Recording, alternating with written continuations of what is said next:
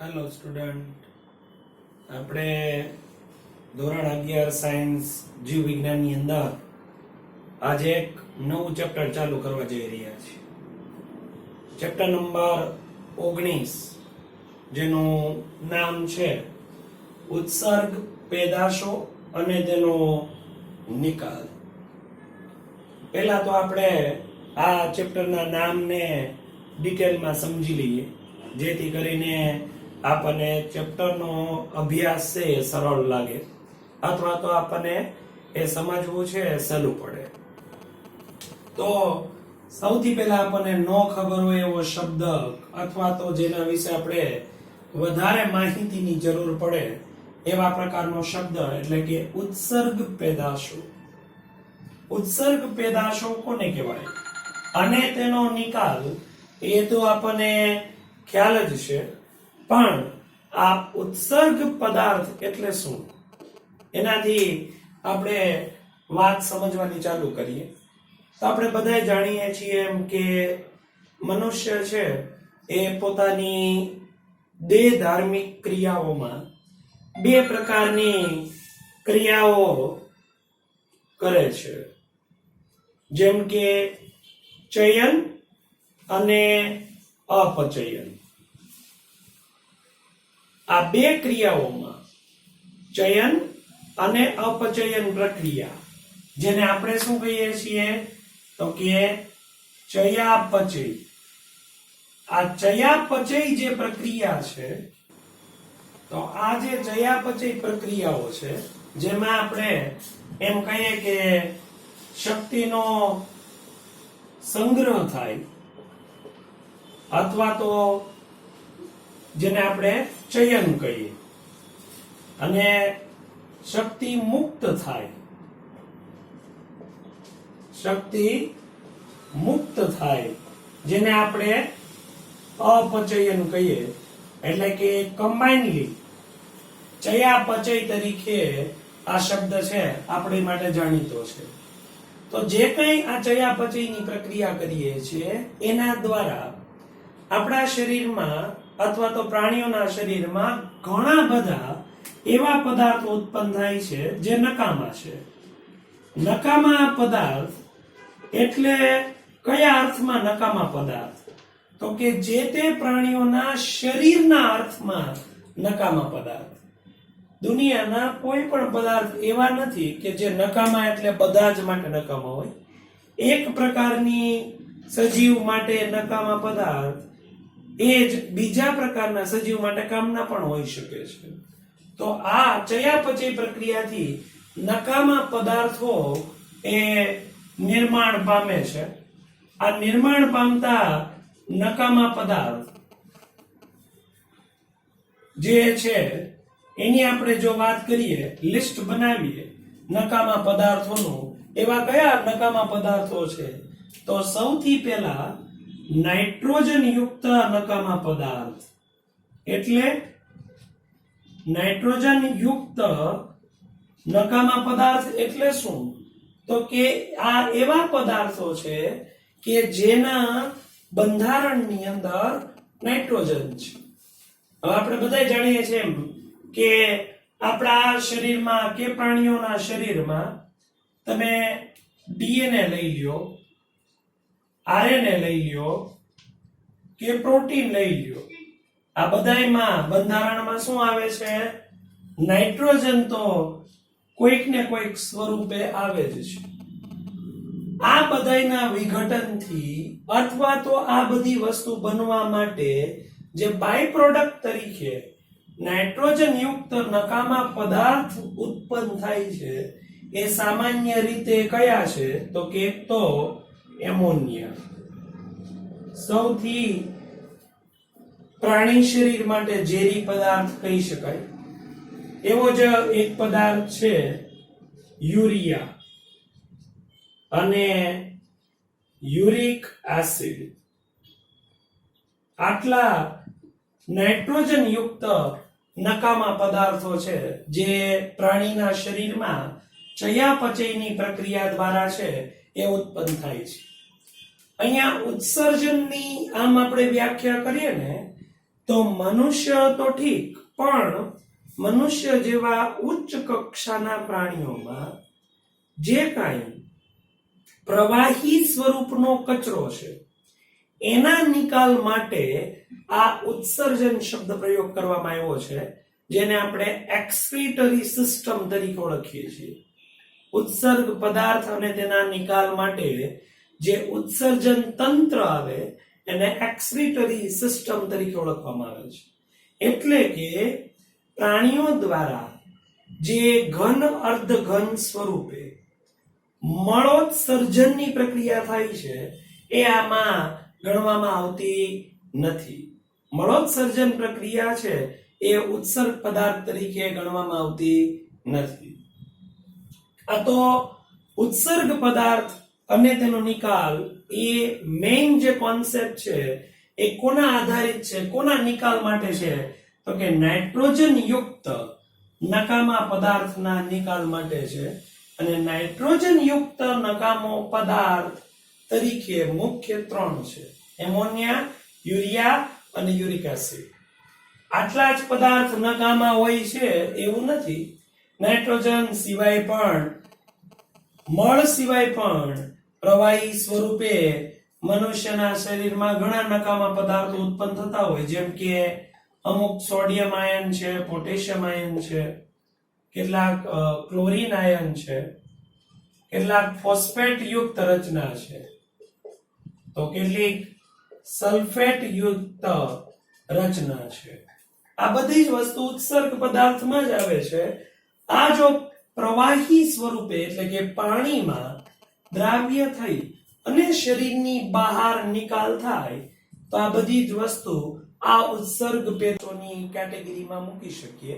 પણ આપણું તમને મેં પહેલા જ કીધું એમ મુખ્ય ફોકસ આ ચેપ્ટરની અંદર આપણે કયા ઉત્સર્ગ પદાર્થના નિકાલની વાત કરવાના છીએ? તો કે નાઇટ્રોજન યુક્ત ઉત્સર્ગ પદાર્થના નિકાલની ચર્ચા કરવી છે, જેમાં આપણી પાસે લિસ્ટમાં 3 છે: એમોનિયાનો નિકાલ, યુરિયાનો નિકાલ અને યુરિક એસિડનો નિકાલ.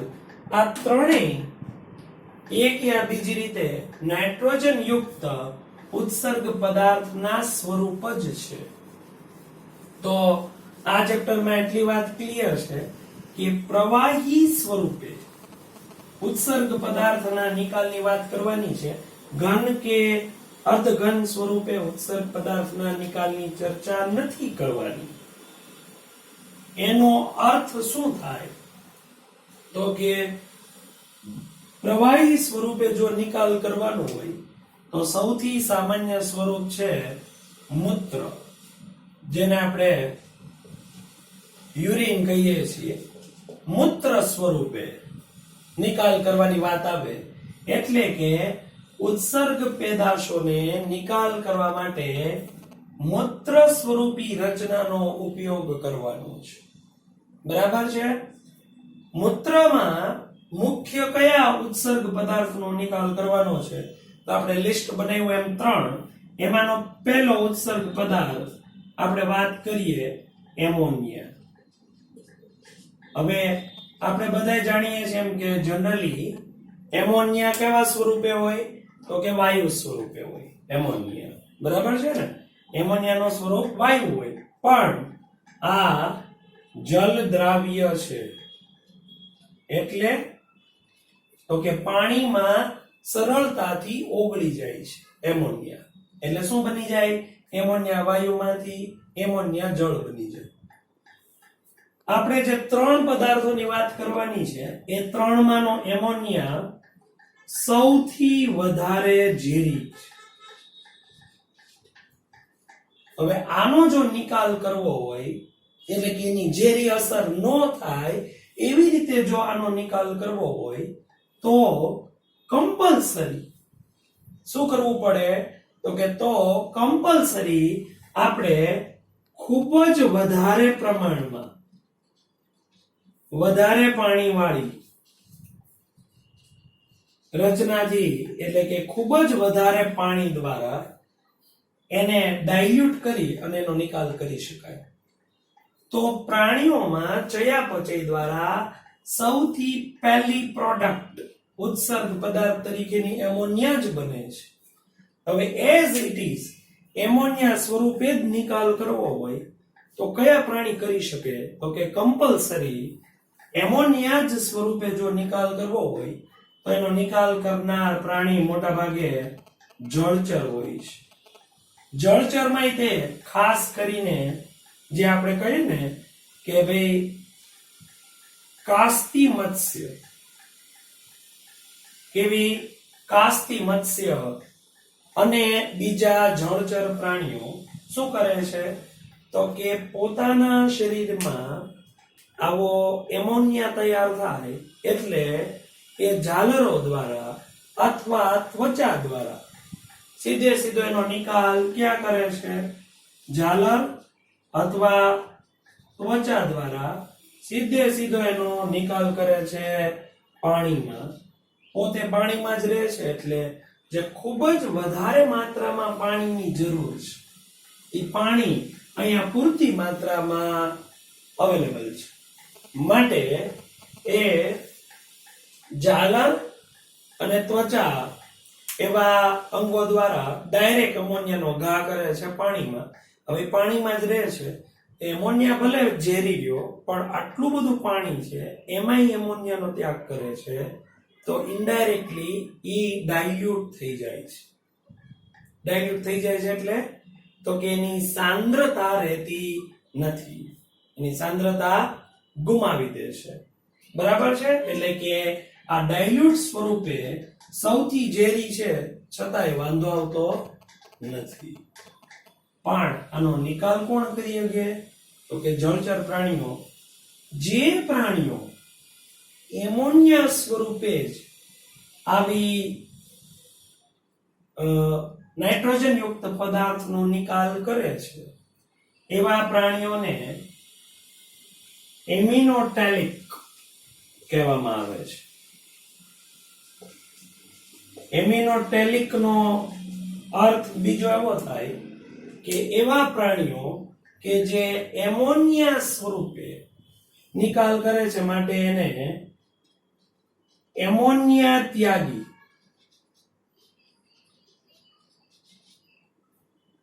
પ્રાણી તરીકે ઓળખવામાં આવે છે. અને આવા એમોનિયોટેલિક અથવા તો એમોનિયા ત્યાગી પ્રાણી તરીકે કોણ હોય? તો કે જળચર પ્રાણી. બરાબર છે? જે એમિનોટેલિક તરીકે ઓળખાય છે. હવે આ સીધે સીધો આને પાણીમાં ઘા કરવાનો છે તો આને કોઈ પ્રોસેસ કરવાની જરૂર નથી, એટલે કે આને કોઈ ખાસ ઉત્સર્ગ અંગની જરૂર પડતી નથી. એટલે મોટા ભાગે આ પ્રકારના પ્રાણીઓમાં મૂત્રપિંડ જેવી રચના, એટલે કે જેને આપણે કિડની કહીએ, એ હોતું નથી. મૂત્રપિંડ જેવી કોઈ રચના આ પ્રકારના પ્રાણીઓમાં હોતી નથી. સમજાય છે? આ પહેલી કેટેગરી થઈ કે જેવો શરીરમાં એમોનિયા તૈયાર થયો એવો સીધે સીધો એમોનિયા સ્વરૂપે જ નિકાલ કરી દેવો. આ પહેલી મેથડ થઈ. ક્લિયર? આ પ્રાણીઓને કેવા કહેવાય? એમિનોટેલિક અથવા તો એમોનિયા ત્યાગી પ્રાણી તરીકે ઓળખવામાં આવે છે. ક્લિયર? હવે આપણે આગળ જોઈએ કે જે બીજા નંબરનો ઉત્સર્ગ પદાર્થ છે જેનો નિકાલ કરવાનો છે એની ડિટેલ આપણે જોઈએ તો બીજા નંબરનો આમ પણ ઝેરીપણાની રીતે જોઈએ તો એ કેટેગરીમાં સેકન્ડ આવે એવો પદાર્થની આપણે જો વાત કરીએ તો એનું નામ છે યુરિયા. યુરિયા ખાતર એ બધાએ સાંભળેલું હશે નામ. એ જ યુરિયા છે, પણ એ જે યુરિયા ખાતર આવે એ તો કેમિકલ ફેક્ટરીમાં રાસાયણિક રીતે બનાવવામાં આવે છે, પણ આપણા મૂત્રમાં પણ એ જ સ્વરૂપ છે. એટલે સેકન્ડ કેટેગરીનો પદાર્થ જેનું નામ છે યુરિયા. યુરિયા સ્વરૂપે નિકાલ કરવાની વાત છે. હવે આના પોઈન્ટ્સ જોઈએ તો એમોનિયા કરતા ઓછો ઝેરી છે. કોના કરતા? એમોનિયા કરતા આ કેવો છે? ઓછો ઝેરી છે. બરાબર છે. એના માટે પ્રમાણમાં પાણી ઓછું જોઈએ છે. પ્રમાણમાં પાણીની જરૂરિયાત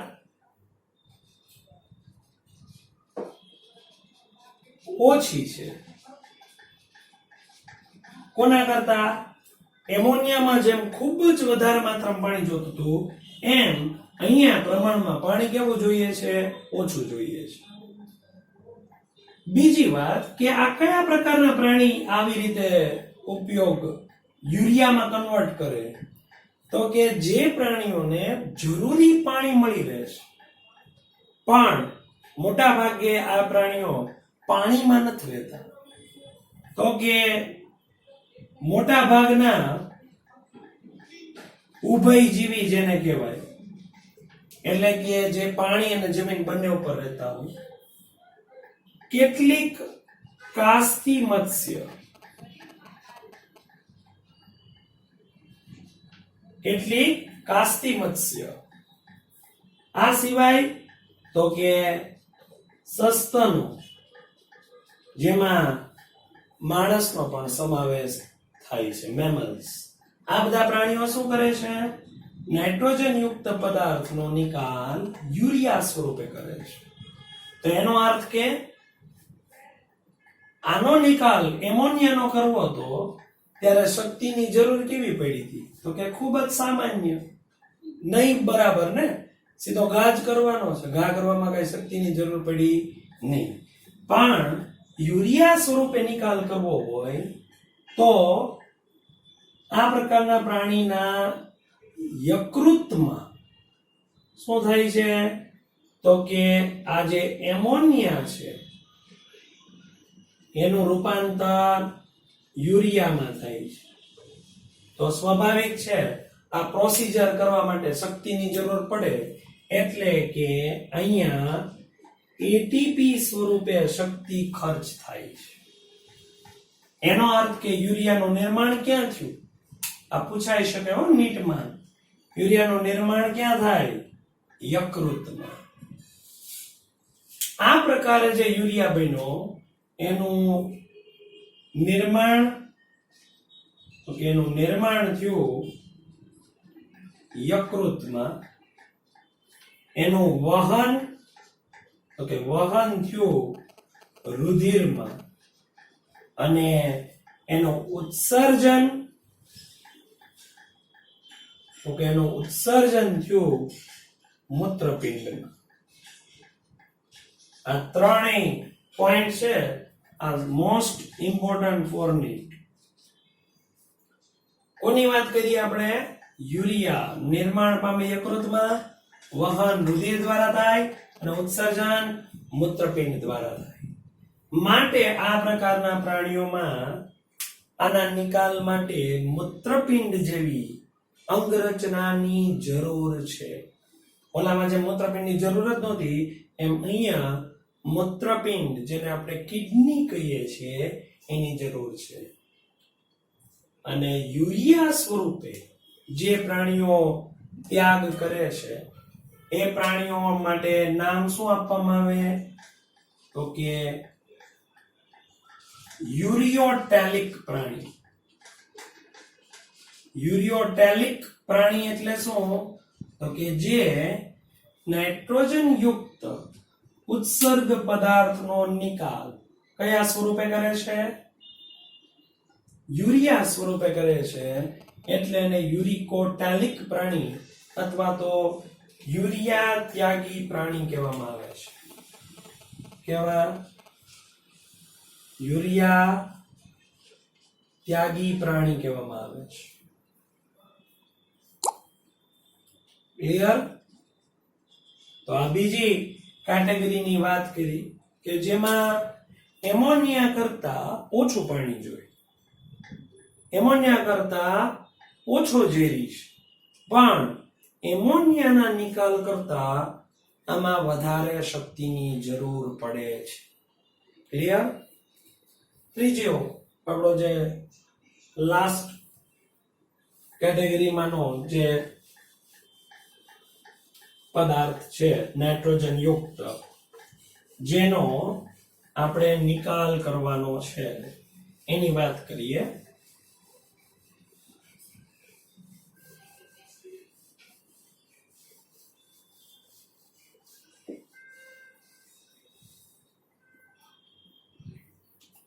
તો જે લાસ્ટ પદાર્થ છે એનું નામ છે યુરિક એસિડ.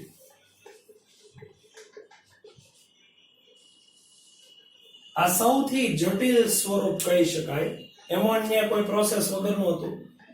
યુરિયા બનાવવા થોડીક પ્રોસેસ કરવી પડી. યુરિક એસિડ બનાવવા ઘણી બધી પ્રોસેસ થઈ છે.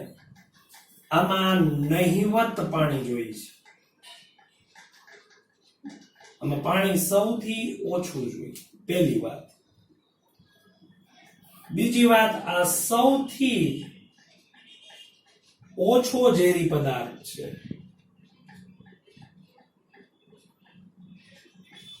એટલે કે એમોનિયા અને યુરિયા કરતા પણ ઓછો ઝેરી પદાર્થ છે.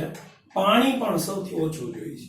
પણ આને પ્રોસેસ વધારે પડતી કરવી પડે માટે સૌથી વધુ શક્તિ વપરાય છે. કયા સ્વરૂપે? તો કે સૌથી વધુ શક્તિ વપરાય છે એટીપી સ્વરૂપની. એટલે આ યુરિક એસિડ બનાવવા માટે સૌથી વધારે શક્તિની જરૂર પડે છે. કયા પ્રાણીઓ આનો ઉપયોગ આવી રીતે પ્રોસેસ કરી યુરિક એસિડ બનાવી અને નિકાલ કરે? તો કે જે પ્રાણીઓને ખૂબ જ ઓછું પાણી મળતું હોય, લિમિટેડ પાણી મળતું હોય, એને દેહધાર્મિક પ્રક્રિયા કરવાય પૂરતી માત્રામાં પાણી ન મળતું હોય, એવા પ્રાણીઓ આ પ્રકારે યુરિક એસિડ બનાવે છે. એટલે આખી પ્રોસેસ કેવી થાય?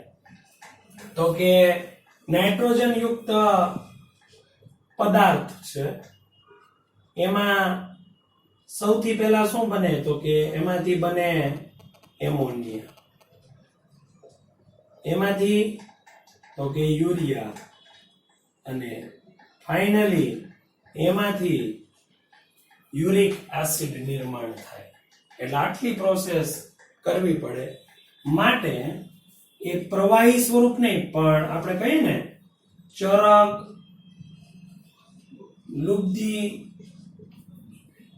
ગોલક સ્વરૂપે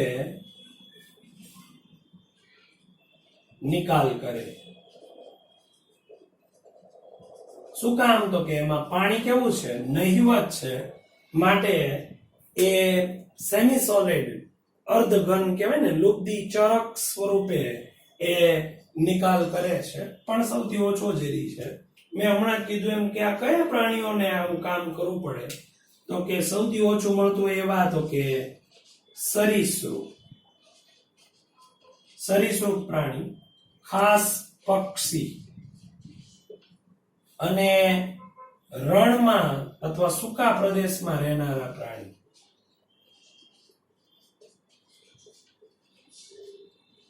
એની પાસે પાણીના ખૂબ જ લિમિટેડ સોર્સ છે, ખૂબ જ ઓછી માત્રામાં પાણી છે.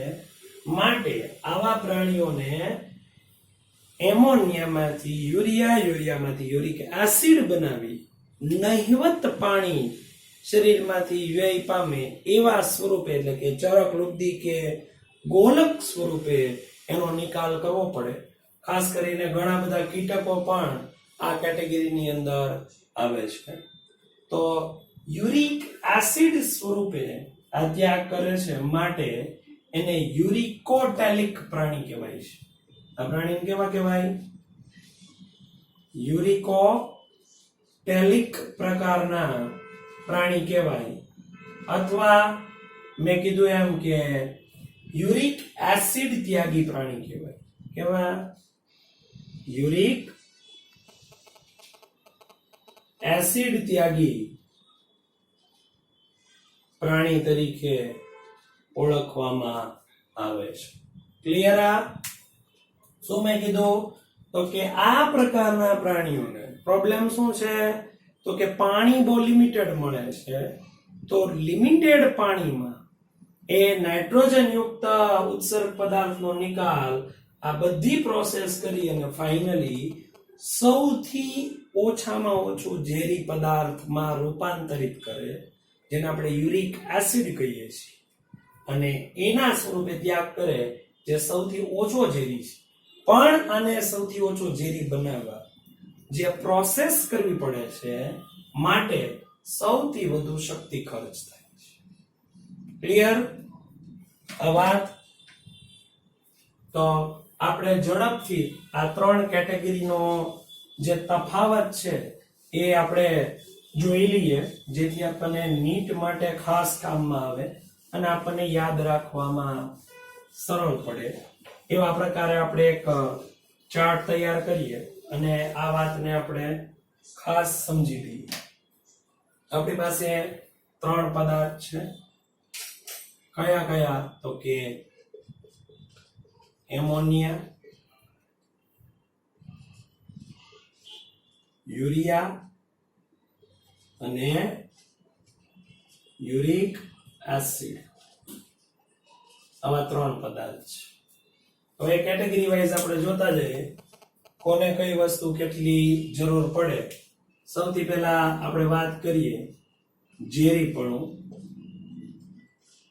ઝેરીની વાત કરીએ પછી આપણે એમાં કેટલું પાણી જોઈએ, પછી કેટલી શક્તિ જોઈએ અને એના કયા પ્રાણીના ઉદાહરણ. આટલી વસ્તુ આપણે આની કેટેગરાઇઝ કરીએ જેથી આપણને આખો પોઈન્ટ છે એ યાદ રાખવામાં સહેલો પડે.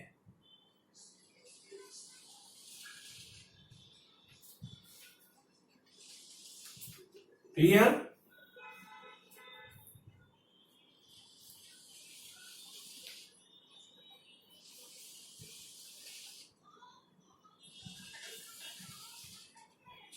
ટેબલ તૈયાર થઈ ગયું છે. હવે આપણે એમાં પોઈન્ટ્સ એડ કરતા જઈએ. ઝેરીની રીતે વધુ, સૌથી વધુ ઝેરી, આ પ્રમાણમાં ઓછો ઝેરી, અને આ સૌથી ઓછો ઝેરી.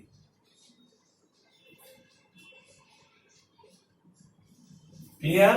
એમોનિયા સૌથી વધુ, આ પ્રમાણમાં ઓછો, અને આ સૌથી ઓછો ઝેરી. પાણી, અને સૌથી વધુ પાણી જોઈ. આમાં બધું મોટા ભાગે વધુ જ આવશે. આમાં બધું પ્રમાણમાં આવશે. પ્રમાણમાં ઓછું પાણી જોઈ, અને આને નહિવત પાણી જોઈ.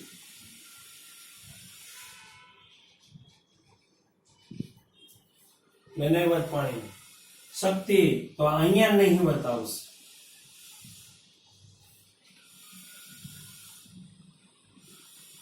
પ્રમાણમાં ઓછી શક્તિની જરૂર પડે અને સૌથી વધુ શક્તિ જોઈએ.